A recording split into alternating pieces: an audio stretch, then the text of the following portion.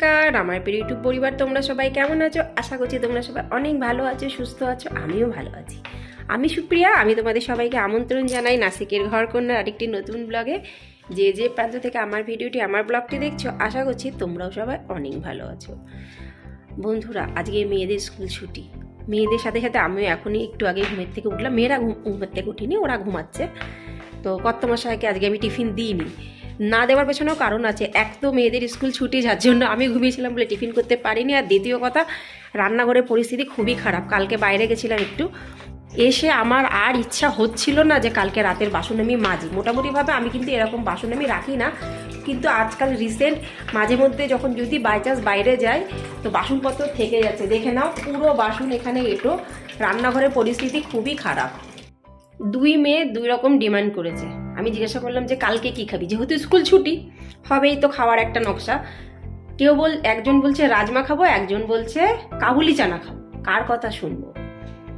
তখন আমার মাথায় একটা বুদ্ধি আসলো, আমি দুজনেরই কথা শুনি। আর দুটো জিনিসই আমি একসাথে ভিজিয়েছি। এই দেখে নাও, এখানটাতে আছে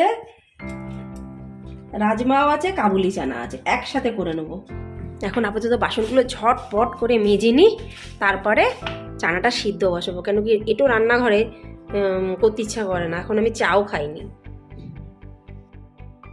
প্রথমে ভাবলাম পুরো বাসনগুলো মাজি, তারপরে শুধু গ্যাসের স্ল্যাবটা পরিষ্কার করলাম, করে চাটা বসালাম। চা না খেলে কিন্তু কোনো কাজের এন্তুই আসে না।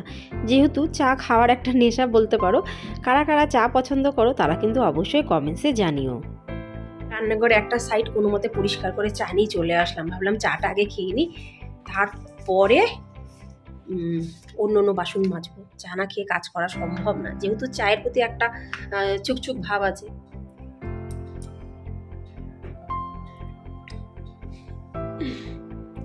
সত্যি কথা বলতে বন্ধুরা, রাতের বেলায় বাসন মেজে রান্নাঘর যদি পরিষ্কার করে রাখা যায়, মনও ভালো লাগে। আর সব থেকে ভালো লাগে যে কোনো কাজের চাপ থাকে না। কারণ বাসনপত্র রান্নাঘর পরিষ্কার থাকলেই কিন্তু অনেকটা কাজ কমে যায়, কিন্তু আজ কয়দিন ধরে প্রায় হয়েই উঠছে না। আর তোমরা তো ভালোই জানো, আমার হাতের ব্যথাটা এখনও পুরোপুরি কমেনি। একটু বেশি যদি ঠান্ডা লাগানো যায়, হাতের ব্যথাটা কিন্তু ঠিক চাগান দেয়। ওই জন্য অনেক বুঝে শুনে আমাকে চলতে হয়। রাত্রিরে অনেকটাই বাসন জমা হয়েছিল, মাজতে কিন্তু কম সময় লাগে না।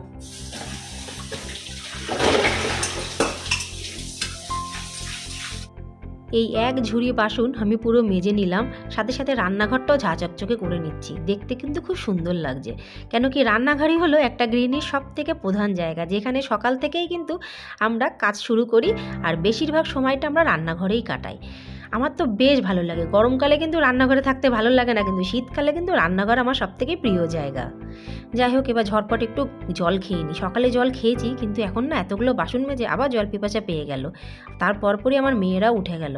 তারপর ভাবলাম যে না, ওদের জন্য একটু টিফিন বানাবো, কিন্তু ওদের ব্রাশ করে উঠতে উঠতে এখনও অনেক টাইম লাগবে। তার মধ্যে আমি চানাটা সিদ্ধ বসিয়ে দিই। আমি কিন্তু এই ভিজানো জলটা রাখি না, ফেলে দিই। কিন্তু সিদ্ধ করার পরে যে জলটা থাকবে সেটা রাখি।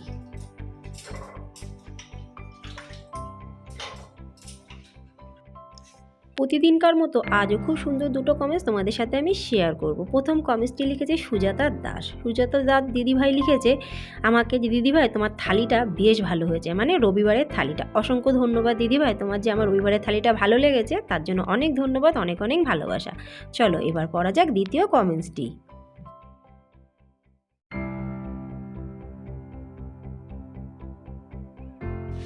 জামা কাচতে আসলাম, দেখলাম শার্ট পাতলে শার্ট শেষ।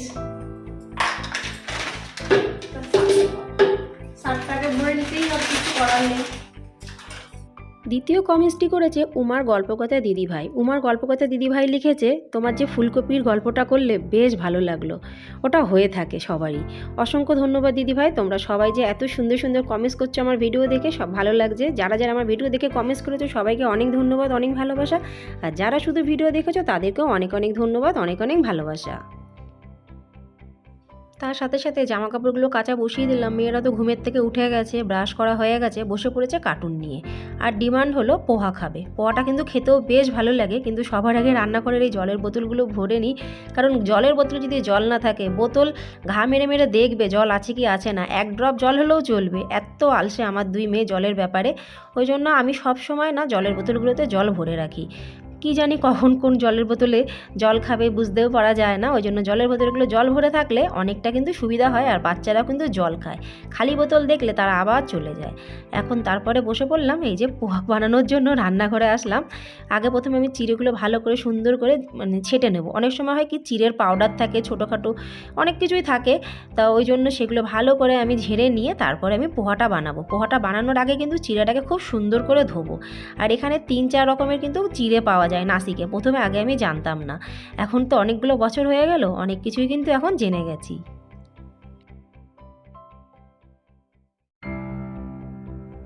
এই পোহা বানানোর সময় এর মধ্যে অনেকে বাদাম দেয়, অনেকে পেঁয়াজ দেয়, অনেকে আছে আবার আলু ছোটো ছোটো করে গুঁড়ি গুঁড়ি করে পিস করে ভালো করে নুন হলুদ দিয়ে ভেজে কিন্তু দেয়। খেতে কিন্তু প্রত্যেকটাই ভালো লাগে, কিন্তু আমার আবার ঝামেলা অনেক।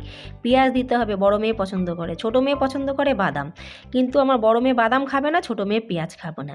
তাহলে বুঝতেই পারছো কত রকমের ঝামেলা আমাকে পোহাতে হয়। ওই জন্য দুজনের মন রাখতেই আমি কিছুটা বাদাম দেবো আর কিছুটা পেঁয়াজ দেবো। যখন ছোটো মেয়েকে দেবো আমি তখন পেঁয়াজ ছেটে দেবো, বড় মেয়েকে যখন দেবো তখন বাদাম ছেটে দেবো। এইভাবেই আমাকে বুদ্ধি লাগিয়ে সমস্ত কাজবাজ করতে হয়। মেয়েদের স্কুল ছুটি বলে আজকে একটু অন্য রকমের আমার ব্লগটি। ভালো লাগলে কিন্তু বন্ধুরা লাইক, সাবস্ক্রাইব, শেয়ার, কমেন্টস করতে একদমই ভুলো না। কেন কি তোমাদের ভালোবাসা, আশীর্বাদ আর তোমাদের সাপোর্ট ছাড়া কিন্তু আমার পক্ষে একদমই এখানে সম্ভব না।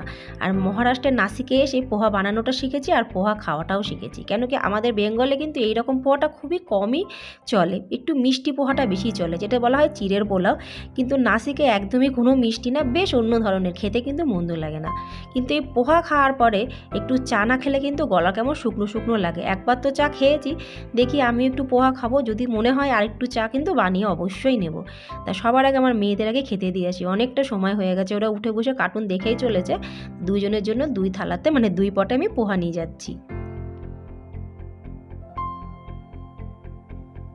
পোহা কিন্তু খেতে খারাপ হয়নি, ভালোই হয়েছে। কিন্তু এর মধ্যে যদি একটু চানাচুর ভাজা দেওয়া যায় মন্দ লাগে না। আর উঠতে ইচ্ছা করছে না, ওই ঘরে আর গেলাম না, ওরা কার্টুন দেখছে, ওদের ডিস্টার্ব হবে। ওই জন্য আমি এই ঘরে মানে রান্নাঘরে বসেই আমি পোহাটা খেয়ে নিচ্ছি।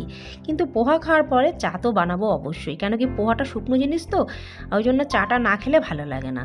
তা পোহা খাওয়ার পরে না জল খেলে পেটটা একদম পুরো ভরে যায়। ওই জন্য পোহা খাওয়ার পরে কিন্তু বন্ধুরা কোনো সময় জল খাবে না, সাথে সাথে পেট কিন্তু বিশাল ফুলে যাবে।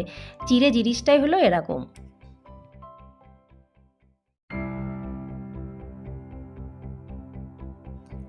বাচ্চারা বাড়ি থাকলে একটু ডিমান্ড হয় ঠিকই, কিন্তু বেশ ভালো লাগে। কেন কি ওরা এটা অর্ডার করে, ওটা অর্ডার করে, নাহলে অন্য অন্য দিন তো আমি আমার মনের মতনই রান্না করি, তখন কেউ বলার নেই, কওয়ার নেই, নিজের ইচ্ছা মতন রান্না করি, তাই কিন্তু ওরা খায়। কিন্তু যেদিনকে বাচ্চাদের ছুটি থাকে সেদিনকে আমি মোটামুটিভাবে ওদের একটু মতামত নিয়ে রান্না করার চেষ্টা করি, যেহেতু অন্য অন্য দিন তো ওরাও সময় পায় না। ওই জন্য ছুটির দিন বেশ ওদের একটু মত নিই, ওরাও কিন্তু খুশি হয়।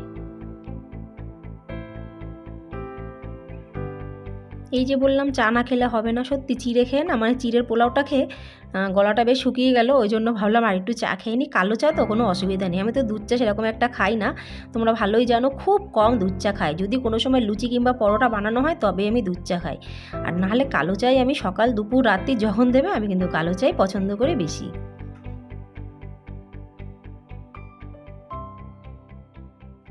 নাসিকে কোনো সময় র চা মানে এই কালো চা কিন্তু পাওয়া যায় না। আমি আজ পর্যন্ত এত বছর হয়ে গেছে নাসিকে কোনো দোকানে কোনো জায়গাতে আমি কালো চা দেখিনি। এমনকি এখানকার মানুষও কিন্তু এই চাটাগুলো খায় না, ওরা পছন্দই করে না। ওরা পুরো মানে পিওর মোষের দুধ, বেশিরভাগ ক্ষেত্রে এরা মানে চা খাবে পুরো মোষের দুধের, আর একদম মোটা, খেতে কিন্তু দারুণ লাগে। কেন আমার বান্ধবীরাও খায়, তো আমি অনেকবার খেয়েছি। এমনকি চায়ের দোকানে গেলেও কিন্তু চাগুলো যেগুলো দেয় চায়ের দাদারা, যারা দোকানে চা বেচে, চাগুলো কিন্তু একদম মুখে লাগার মতন, খুবই সুন্দর আর খুবই টেস্টি ধরনের এখানে চা বিক্রি হয়।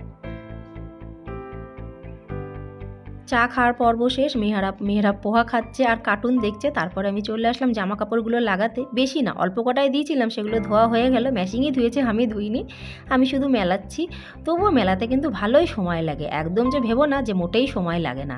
এরপরে আমি ঘরদোর মুছে, ঝাড় দিয়ে ঘরদোর মুছে অন্যান্য টুকটাক কাজ করে তারপরে চলে যাব সরাসরি বাসন মেজে স্নান করতে। বাকি রান্নাটা আমি স্নান করে পুজো দিয়ে পরে করব।